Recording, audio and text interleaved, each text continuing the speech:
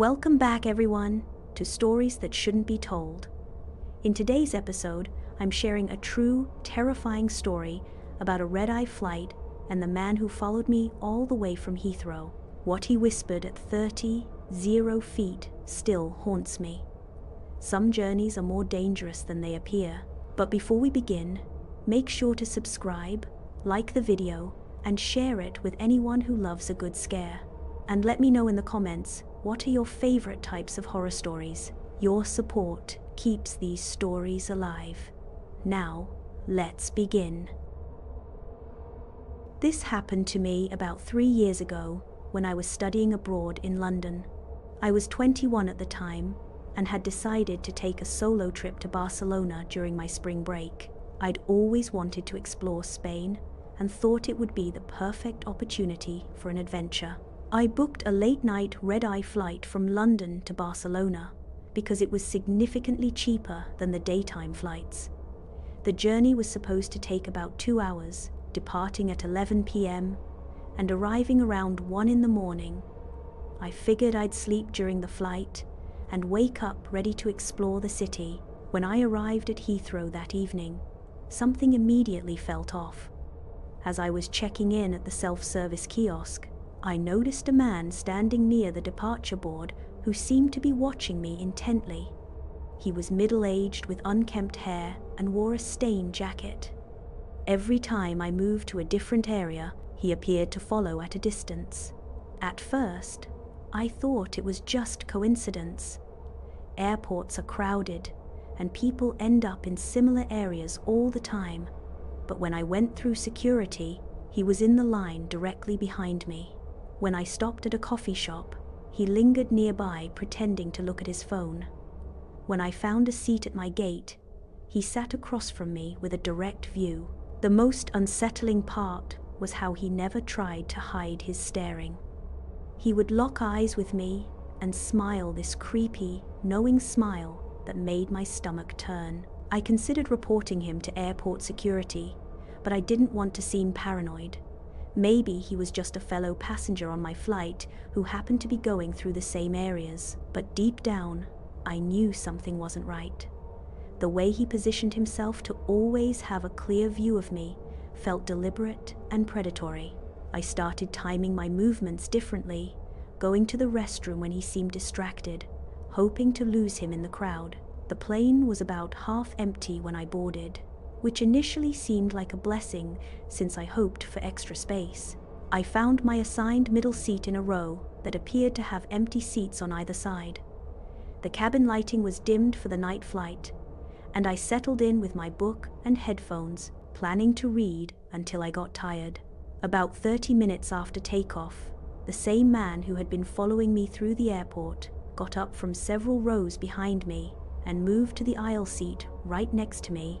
Despite the abundance of empty seats throughout the cabin, my heart sank as I realized this wasn't going to end with boarding the plane. He was probably in his 40s with unwashed hair and wore the same wrinkled shirt that reeked of alcohol and something else I couldn't identify. What immediately unsettled me was how he kept adjusting himself to get closer to me. And he had that same intense stare that had made my skin crawl back at the airport. I tried ignoring him and focused on my book, but I could feel his constant presence invading my personal space. Every time I glanced over, he was watching me with this unnatural grin. When I put on my headphones, he started tapping my arm to get my attention.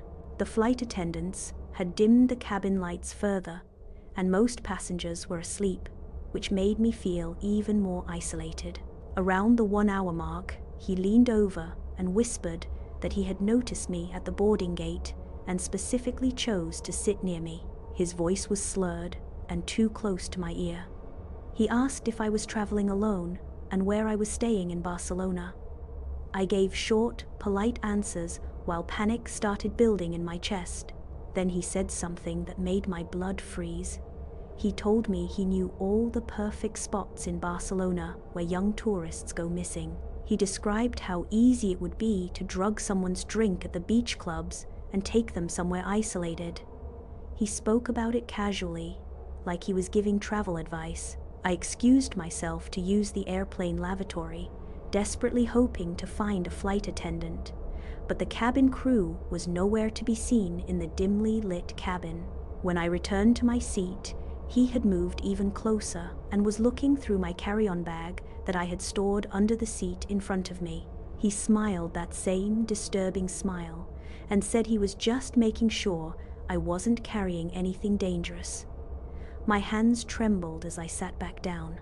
I noticed my passport was slightly out of place in my bag's front pocket. For the remaining hour of the flight, he continued making increasingly disturbing comments about what he planned to do once we landed in Barcelona. He mentioned specific hotel areas and described how he followed other young women from the airport. He spoke with terrifying detail, as if he had done this before.